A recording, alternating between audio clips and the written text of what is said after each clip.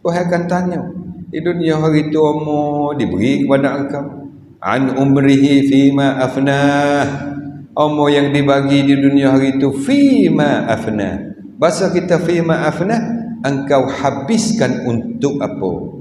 Asal nayu kapung mu buat gapo?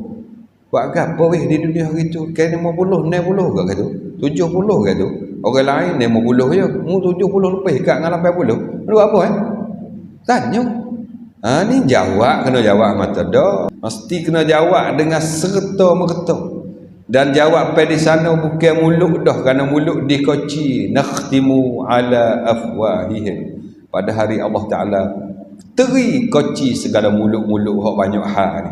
Banyak autan ni, banyak belik ni, mulut ni Tuhan koci. Atau apa kecek tukallimuna aidihim, tangan habis kecek.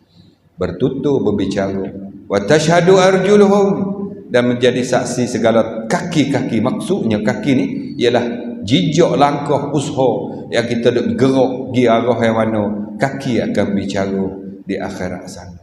Bima kanu yaksibun, dengan apa yang kau usaha, apa yang kau buat, apa yang kau laku kerja di dunia ini. Maknanya hidup kita kena nilai.